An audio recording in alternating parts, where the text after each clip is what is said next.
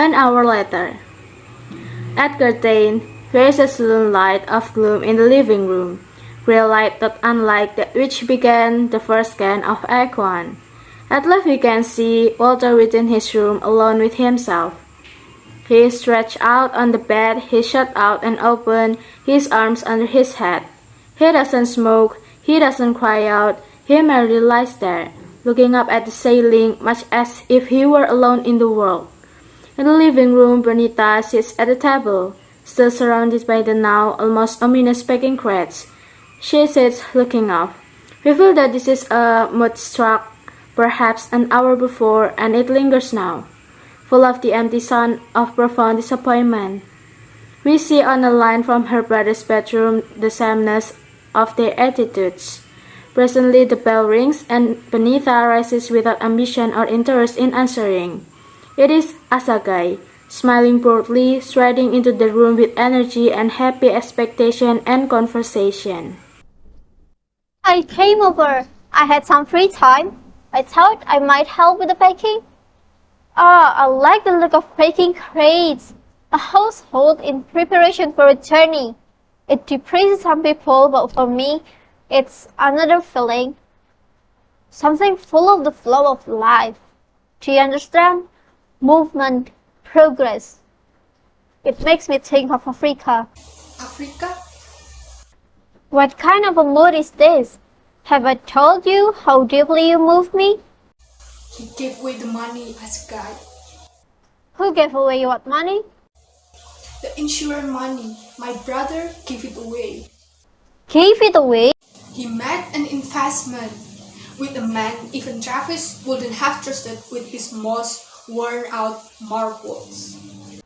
And it's gone? Gone. I'm very sorry. And you know? Me? Me? When I was very small, we used to take our sleds out in the winter time, and the only hills we had were the ice-covered stone steps of some houses down the street. And we used to fill them in with snow and make them smooth and slide down them all day.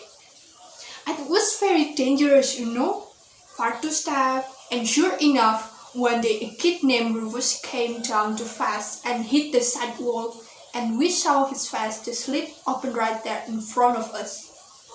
And I remember standing there looking at his bloody open face, thinking that was the end of Rufus.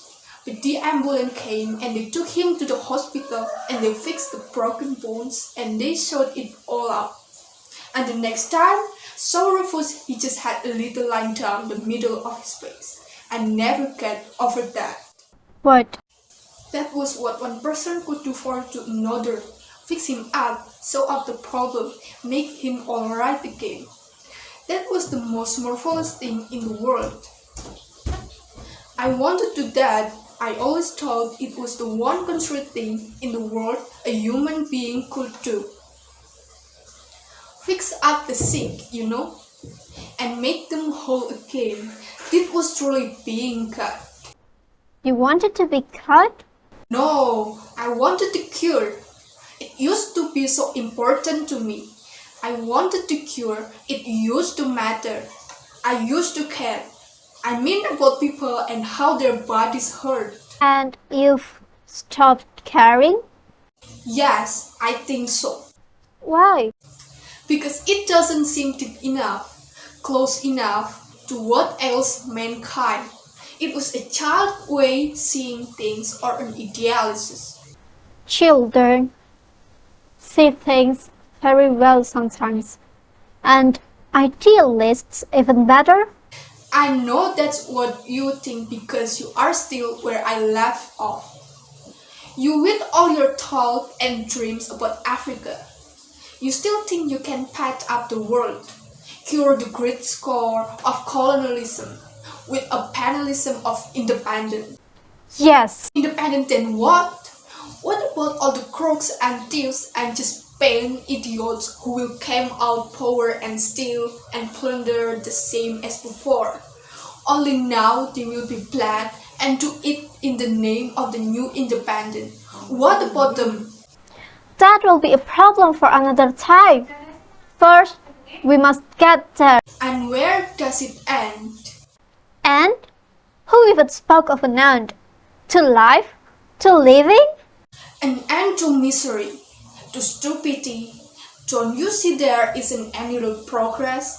As a guy, there is only one large circle that we march in, around and around, each of us with our own little picture in front of us, our own little mirage that we think is the future. That is the mistake. What? What you just said about the circle, it isn't a circle, it's simply a long line, as in geometry, you know, one that reaches into infinity. And because we cannot see the end, we also cannot see how it changes. It is very odd, but those who see the change, who dream, who will not give up, are called idealists. And those who see only the circle, we call them the realists. As a guy, while I was sleeping in the bed, people went out and took the future right out of my hands. And nobody asked me, nobody consulted me, they just went out and changed my life. Was it your money? What? Was it your money he gave away? It belonged to all of us. But did you earn it? Would you have had it all if your father had not died? No. Then is not there something wrong in a house, in a world, where all dreams, good or bad, must depend on the death of a man? I never thought to see you like this, Alayo. Your brother made a mistake and you are grateful to him, so that now you can give up the ailing human race on account of it. You talk about what good is struggle, what good is anything. Where are we going and why are we bothering? And you can't answer it. I leave the answer. In my village, at home, it is the exceptional man who can even read newspaper or whoever sees a book at all. I will go home, and much of what I will have to say will seem strange to the people of my village, but I will teach and work and things will happen slowly and swiftly. At times, it will seem that nothing changes at all, and then, again, the sudden dramatic event which make history leap into the future, and then quiet again. Retrogression event, guns, murder, revolution, and I even will have moments when I wonder if the quiet wasn't better than all that hate and hatred. But I will look about my village, at the illiteracy and disease and ignorance, and I will not wonder long. And perhaps I will be a great man. Perhaps I will hold on to the substance of the truth and find my way always with the right course.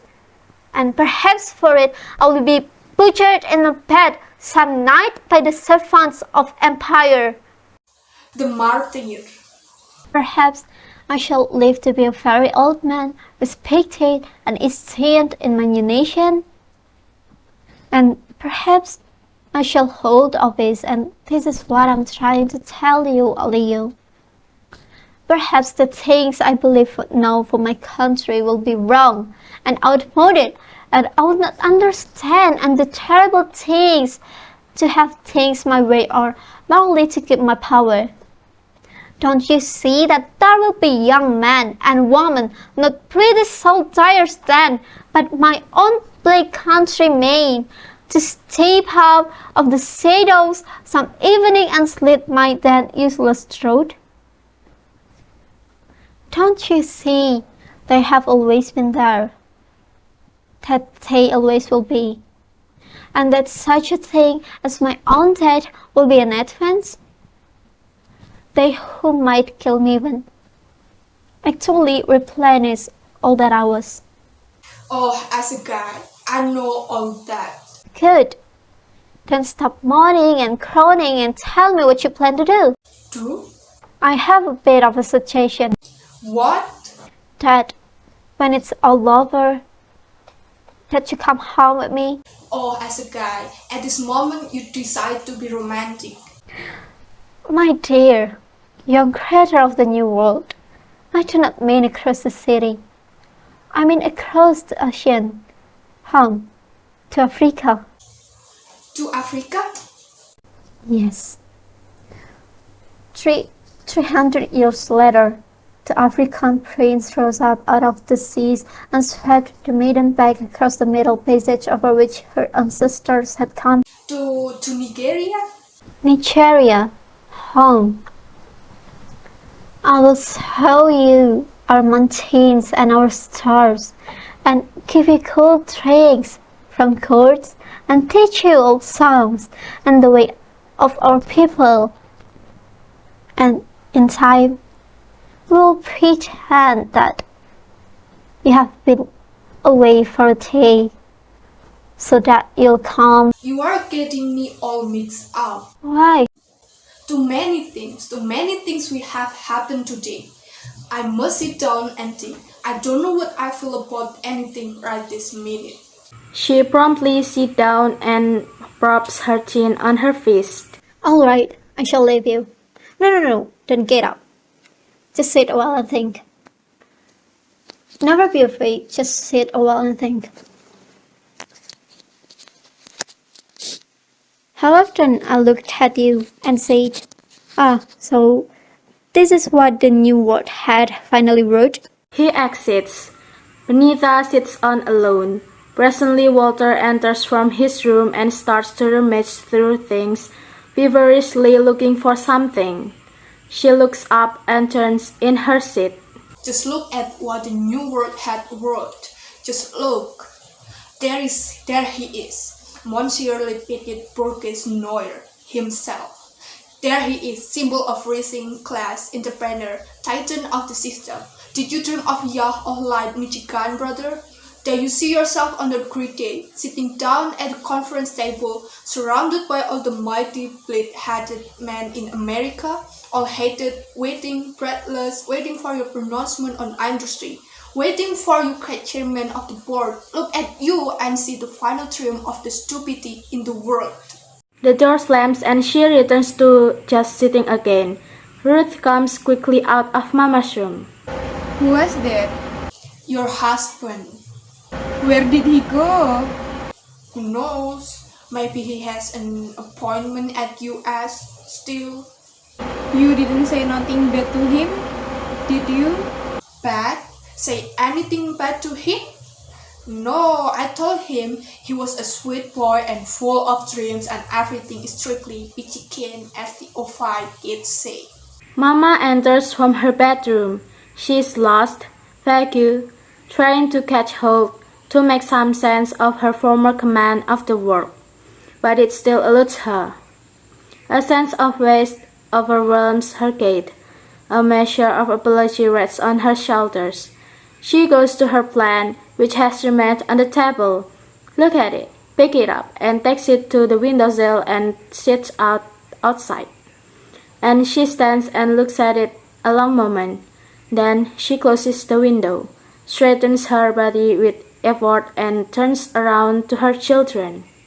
Well, I not it a mess in here though. I go see I'll be the stop mopping around and get some work done. All this unpacking and everything we got to do.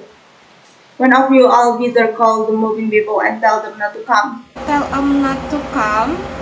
Of course, baby. I not noted in them coming all the way here and having to go back. They charge us for that too. Lord, ever since I was a little girl, I always remember people saying, Lena, Uncle Stone, you aim too high all the time. You need to slow down and see life a little more like it is. Just slow down some. That's what they always used to say, don't know.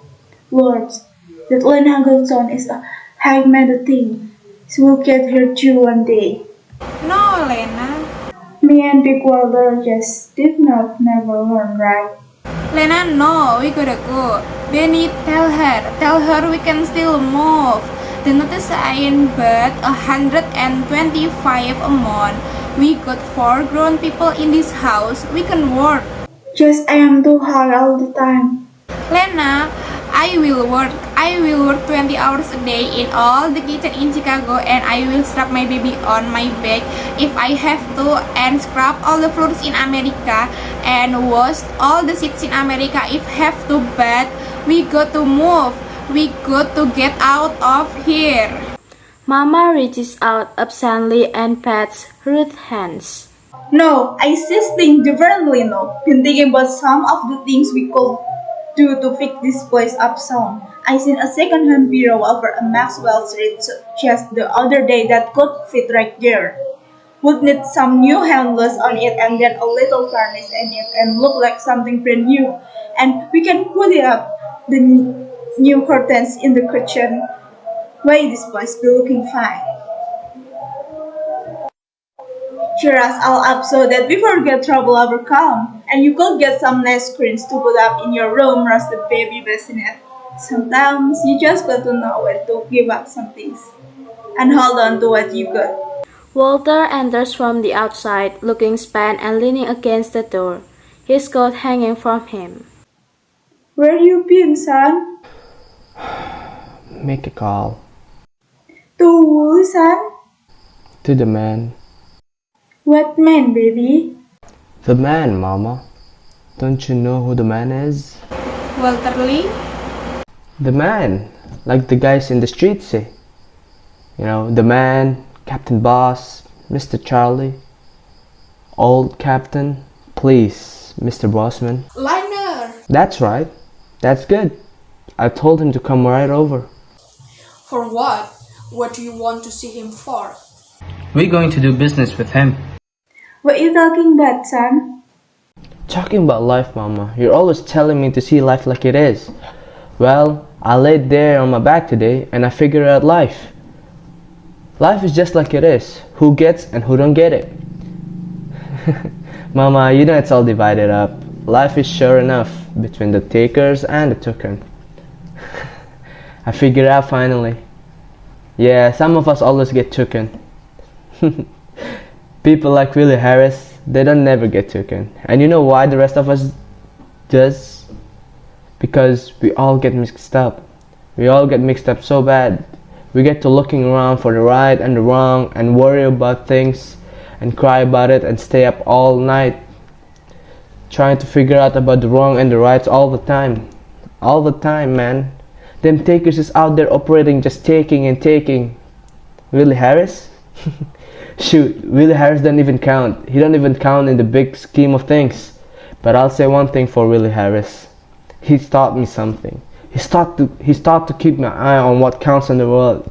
Yeah, thanks Willie. What did you call that man for, Walter Lee? Called him to tell him to come over to the show. Gonna put on a show for the man. Just what he wants to see. You see, Mama, the man came here today and he told us that the people out there where you want us to move, well, they get so upset they're willing to pay us not to move. And now, Mama, you would have been proud of the way of me and Ruth and Beanie acted. We told him to get out. Lord have mercy.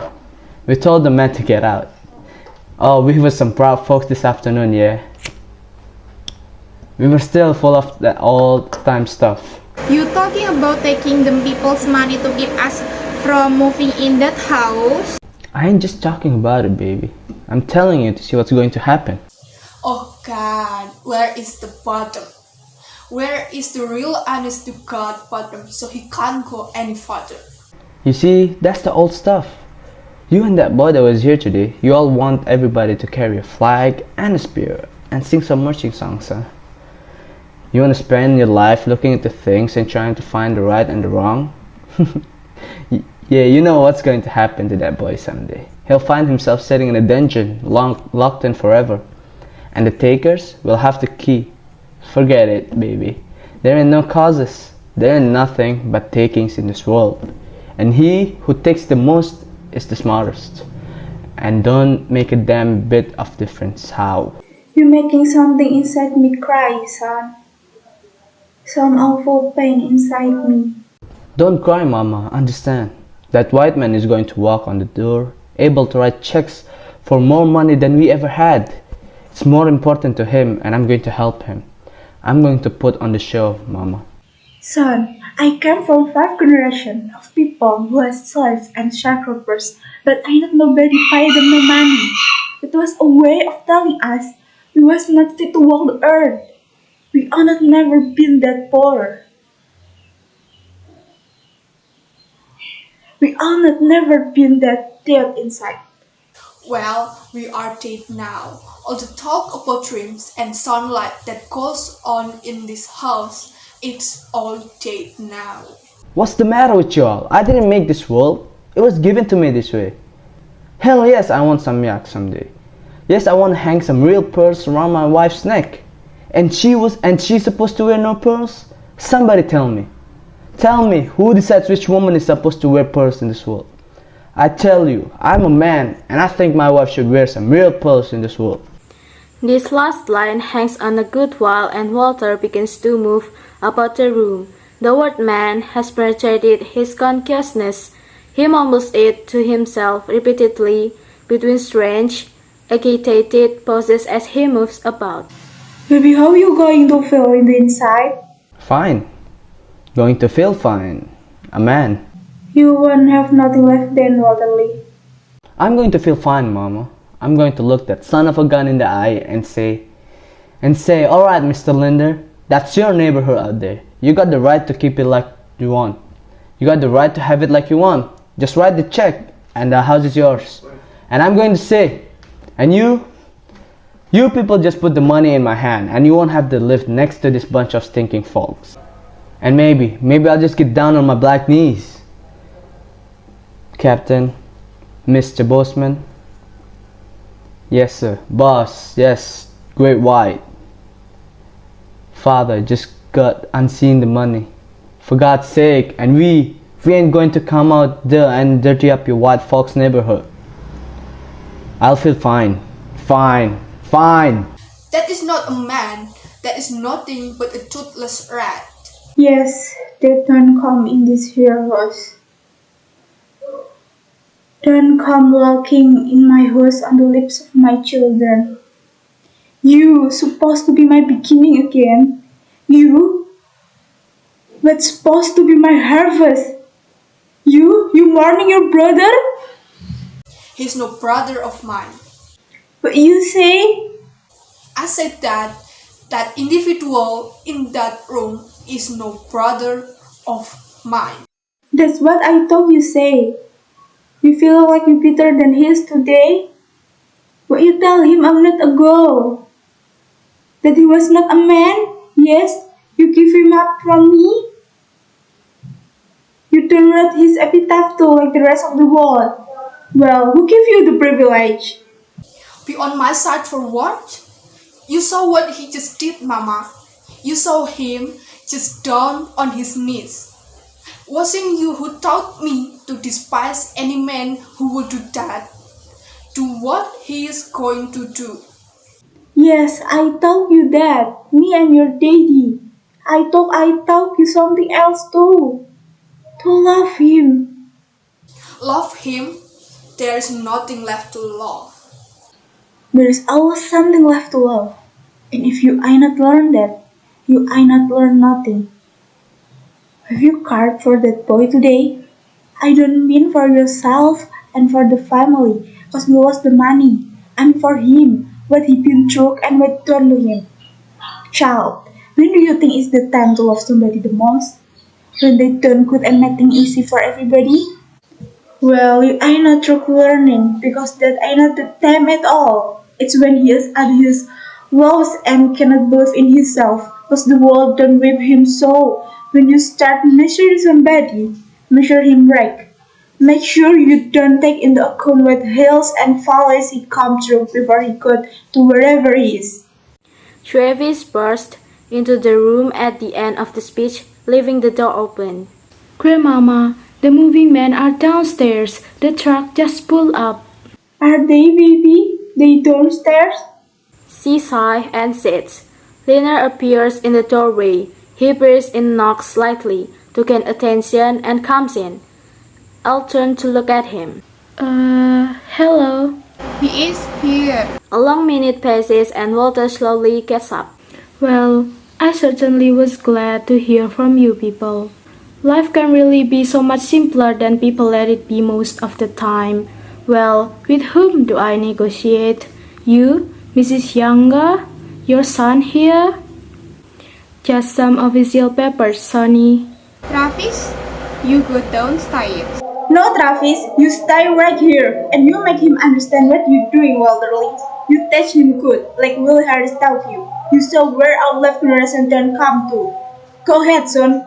Go ahead. Well, Mr. Linder, we called you because, well, me and my family,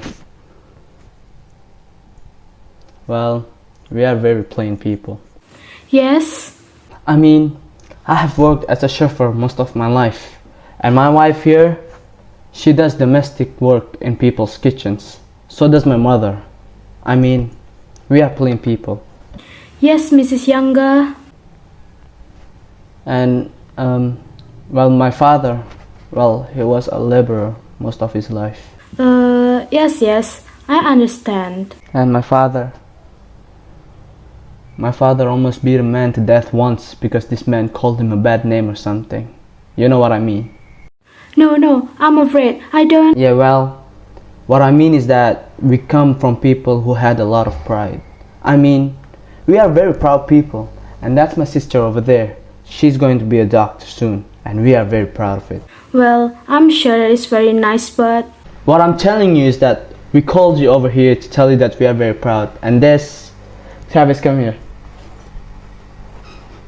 This is my son, and he makes the 6th generation family in this country. And we have all thought about your offer. Well, good. And we have decided to move into our house because of my father. My father, he earned it for us brick by brick. We don't want to make no trouble for nobody or fight for no causes. And we will try to be good neighbors. And that's all we gotta say about that. We don't want your money. I take it then that you have decided to occupy. That's what the man said. Then I'd like to appeal to you, Mrs. Younger. You are older and wiser and understand things better, I'm sure. I'm afraid you don't understand. My son said we was going to move and there ain't nothing left for me to say. You know how these young folks nowadays, mister? Cannot do a thing with them. Goodbye. Well, if you are that final about it, there is nothing left for me to say. He shakes his head and exits. Well, for God's sake, if the moving men are here, let's get the hell out of here. Ain't not it the truth? Look at all this here mess. Ruth, put Travis' good jacket on him. Walterly, fix your tie and tuck your seat in. You like some baddie hot love. Lord have mercy, where's my plan? You all start on done. Travis child, don't go empty-handed. Ruth, where did I put that box with my scalp in it? I want to be in charge of it myself. I'm going to make us the biggest dinner we ever had tonight. Pineta, what's the matter with them stocking? Pull them thing up, girl. The family starts to file out as two moving men appear and begin to carry out the heavier pieces of furniture, bumping into the family as they move about. Mama, as a guy asked me to marry him today and go to Africa. He did? You are not old enough to marry nobody. Darling, that ain't not no bale of cotton. Please hand it so we can sit in again. I had that child 25 years. The movers sigh with exasperation and go on with their work. To go to Africa, Mama. Be a doctor in Africa. Yes, baby. Africa? What does he want you to do to go to Africa for? To practice there. Girl, if you don't get all them silly ideas out of your head, you better marry yourself a man with some loot. What have you got to do who I marry? Plenty?